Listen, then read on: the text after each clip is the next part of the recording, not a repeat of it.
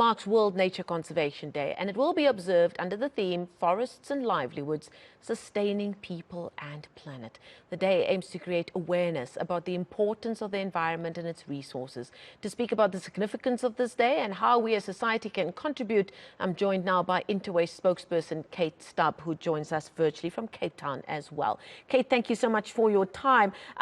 This day being marked just a day after major statements coming from as far afield as the United Nations about the dangers that we are facing if our world of nature, if conservation isn't taken seriously on the policy front, on an international front, on a global front. How important is the timing of those statements coming from the UN as we mark World Nature Conservation Day tomorrow?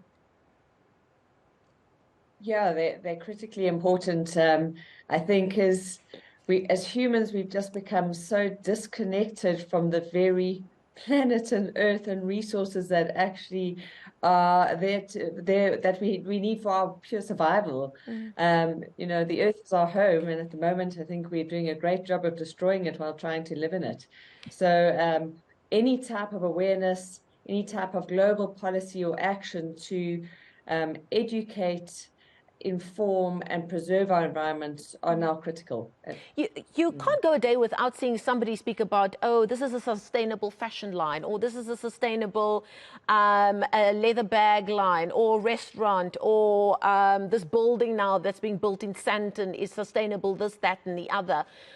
Do you think it's still being seen as a nice to have in various corporate spaces and not really being seen as a necessity that's important for all people, no matter what part of society they come from?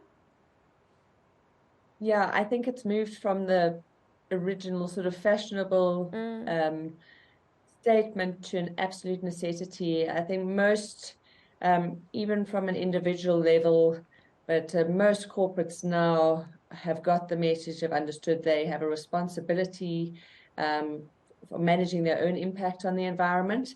And that pressure has come from all around. I mean, it's come from consumers, it's coming from governments, it's coming from global policies and treaties. So yeah, it's no longer nice to have, it's certainly from a necessity to do business. We have to take that responsibility is being seen to be at all levels, from individual to corporate to government. Yeah. And your organization is very much at the coalface because the management of our waste as an international and as a national population is all important from a biodiversity point of view as well.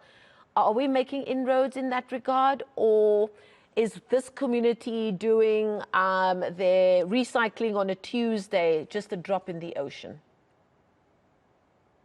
Every drop counts. We certainly have a long way to go. We have, as South Africa, quite a relatively new legislation governing waste, but therefore it's very forward-thinking and quite robust. But our education awareness, we're quite lazy in how we manage waste. There's certainly a lot of momentum that's happened in the last 5 years, 10 years, but there's a way to go. Lots of individuals trying, but we desperately need the education, the systems and infrastructure to support it. And we still, you know, waste is still being generated globally. Every waste continues to be a problem, even in first world countries, the developed countries. You know, waste, the amount of waste being generated is directly correlates with the amount of people. So the more people there on the planet, more waste is being generated. So it's certainly not going away soon. And I've sadly run out of time, but very quickly, in less than a minute, how are you feeling about your space, your sphere, your space that you work in, and your relationship with government? Are you encouraged by what you hear from government, the policies in place and what they're actioning? Yeah, there's always more that could be done, but I think from our space, it certainly is a very exciting and continually evolving space. It's complex. Waste is far more complex than meets the eye. But so much is happening. We learn every single day new technologies and new solutions. So we have big problems, but with big problems come big solutions. And it's exciting to see momentum starting to be created across the board. But as I said, a lot more needs to be done. Okay, we're going to leave it there. Thank you so much for your time, as always. eNCA spokesperson Kate Stubbs joining us as we prepare to mark World Nature Conservation Day tomorrow.